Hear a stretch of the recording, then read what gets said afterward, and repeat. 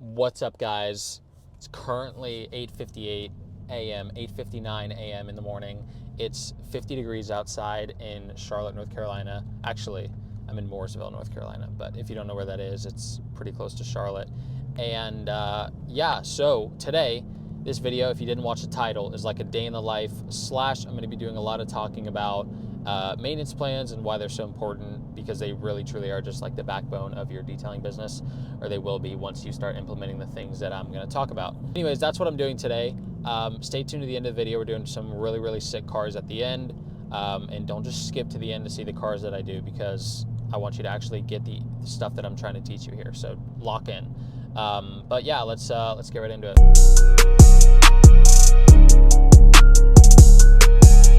Okay, so first job of the day, I'm at a maintenance job. This is at an office. Now I do this job once every other week, so every other Friday. And the reason why this job is so important is because I can come out here once every other week and do 6 or 7 cars, guaranteed. So when you have a client like this where you're able to go out and you can guarantee 6 or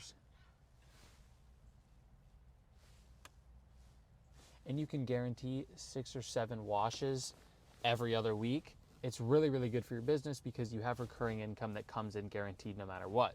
When you're chasing after full details all the time, it's a lot harder to create maintenance clients and people that continue to work with you and come back to you even after you've done the initial job.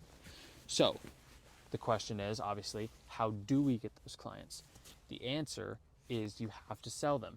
Most people don't know they need to get on a maintenance schedule. Now, this job was kind of just thrown at me. It was, hey, someone does these jobs and I would rather you do them. Great, put me on the job, right? So that was how I kind of acquired this. But that's not always how it goes. A lot of times I'll do a full detail, and what you have to do is you actually have to pitch your client or your customer to a maintenance plan, because most of the time they don't know they even need it. So you tell them, after you've done the job, hey, I just want to let you know that I do have a maintenance plan, and what we do, we come out and we do a basic in and out wash on your vehicle either once a week, once every other week, or once a month. What that does, it's going to keep your car looking in pristine condition, just like I have it looking right now. If you wait too long, it's going to look bad again, and then you're going to need to call me back out to do a full detail again and spend even more money.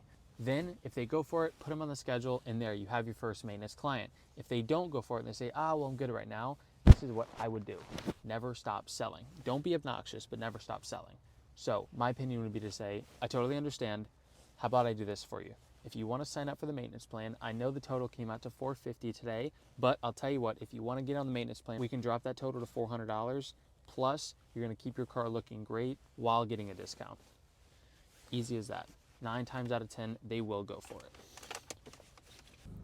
Plus, like on an off day, for example, if you have, okay, guys, first of all, can you see that? Look at that. That looks so nice. If you don't have one of these IK foamers, beautiful. But, okay, listen to me for a second. So, if you're having a tough week, let's say like you Facebook leads didn't go well, or you maybe were knocking some doors and that didn't go too well, and so you just kind of had a slow week. When you have maintenance clients booked, it's kind of that thing to fall back on of like, okay, like I still have a few jobs. Like, okay, maybe I didn't hit the goal that I wanted for my income. Maybe I didn't, make 2,000 this week. Maybe I only made 1,000, whatever it may be. But it's like, at least you still had jobs coming in. Now, if you had a really bad week and you had no maintenance clients, you had a bad week and maybe you had no clients. And that just doesn't pay the bills. So to focus on getting maintenance clients is such an important thing to do, because it really, like I said, is just that guarantee of like, I've got jobs no matter what, you know what I'm saying? So it's very important.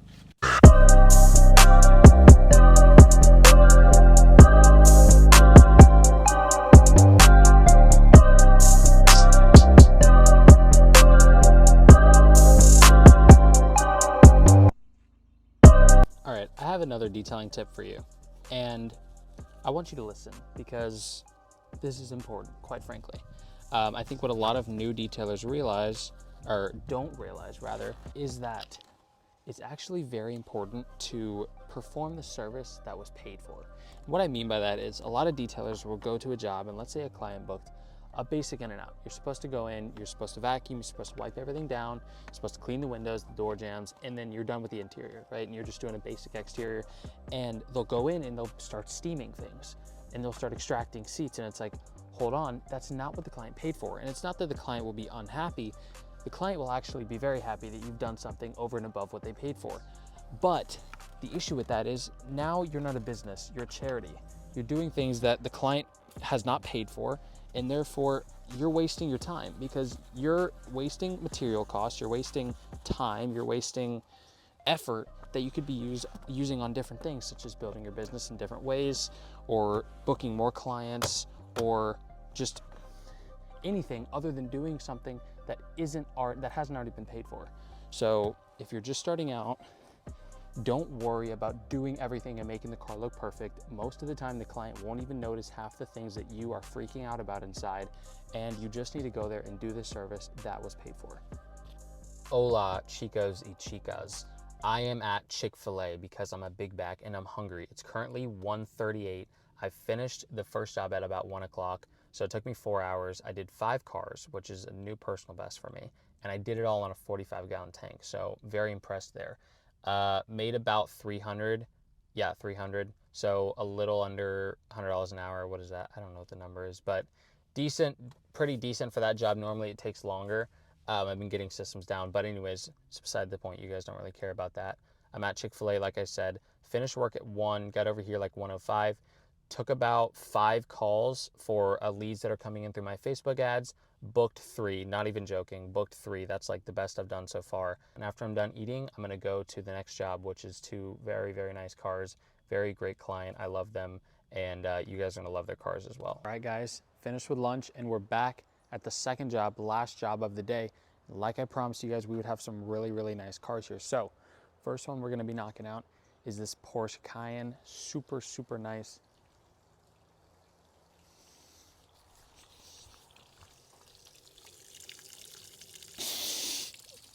Forgot I was filling up my buckets, but this is really distracting. Okay, hold on. Porsche Cayenne. Let's check this baby out, okay? We got, first of all, look at this color. What is this, Nardo gray? Some sort of gray, beautiful in here. Not too bad, but just look at this, like, this dashboard, and just beautiful car. We do this every other week, like I said. Maintenance clients are where it's at. This one has been about 2.5 weeks. Look at this. You guys see that? Still says Porsche in there. You can see my lines. That's right. Mark of a true detailer there. And like I said, we had 2 really nice cars. The second really nice car is in the garage, and this is a BMW M4. Now, we'll have this one pulled out and being detailed soon after I finish the Porsche, so stay tuned, and I'm gonna do some like voiceover clips and just enjoy. Okay, brothers and sisters, take out a notebook and take some notes. These are my wheel washing tips. So when I'm using my brush, notice how I'm going very methodically, the same spot every single time, making sure that I have a process so that I don't miss any spokes, because if I miss spokes, I'm gonna have to go back later and fix it, and that's a pain. So what I mean by this is make sure you have a process. If you wanna do the bottom, then go up, and then go down, whatever you wanna do, but make sure there's a process so you don't get mixed up and you don't forget how you're doing it and miss spokes. Okay, those are my tips. That's pretty much it. I mean, it's pretty straightforward. Wash the tires also. Just to give you an idea of what it's like detailing maintenance clients, we got the M4 pulled out, and I want you guys to check this out. Look at this. I haven't been here in like probably 3 weeks because we had to move it off a little bit, but check this out, look. That is, let me get down. Look at the passenger side. This is what I'm vacuuming. That's my job. Literally, I'm vacuuming that, wiping it down, wiping the windows, finished. And I'm making maintenance prices, obviously, but still, this car is gonna take me 3 times less the amount of time to get it finished as it would a regular car. And plus, I get to work with clients that I love. Maintenance deals, dude, cannot stress this enough. Okay, now we have car washing tips, but on the M4 competition because it's just prettier. So I'm gonna make it very dumb. If you already know this, I'm sorry, you can skip this part, but I want the beginners to understand. So when it comes to washing a car, obviously you're gonna rinse it down, You're gonna foam it down. And then when it comes to the washing process, you wanna make sure you're going top to bottom, straight lines. The reason being, if you go in circles, you're gonna create those nasty swirl marks that everyone hates. I'm using the one towel method, and what that means is every panel has a different side of the towel. So one towel has 8 sides when folded properly, and that causes me to be able to properly get every panel without creating more dirt and picking more dirt up as I'm going along. Then drying. Once you have rinsed the car down and you're drying, you always want to make sure you start with the windows. Reason being, you want to make sure that that towel is a little bit damp. And the reason you want it a little bit damp is because that actually helps with the drying process. As counterintuitive as that would be, it actually does help with the drying process, as well as if you start with the windows, the towel is a little damp. Therefore, you can safely glide it across the paint without having a dry, abrasive towel that's going to either scratch or mar the paint, which sounds very silly. You don't want a drying towel to glide, but that is the reality. You want to make sure that it's not completely dry because it will be abrasive. So those are pretty much my car washing tips. That's not all you need to know, but it's pretty straightforward. So I hope that helps the beginners. All right, guys, it's 5:30. It's pretty much already dark outside. I just finished my last job, and I'm on my way to the laundromat because that is where I wash all of my towels. I've got 2 jobs tomorrow, so I need to make sure my towels are clean and ready for the next jobs because I'm almost out. So let's go to the Huntersville Coin Laundry and go wash and dry all of our towels. Okay, folks, I'm at the laundromat right now. It's right there, and my towels are currently being dried, but this is kind of really all I have for you guys, so I kind of wanted to make an exit video. If you made it to the end, thank you, because this video has been all over the place today, and I'm very new to YouTube, and I'm just kind of messing around. So if you made it to the end, that's great. Thank you so much. I hope the tips that I had actually helped some of you guys if you're beginners. I do have a course that I'm totally gonna plug right now because why not, if it really does help people.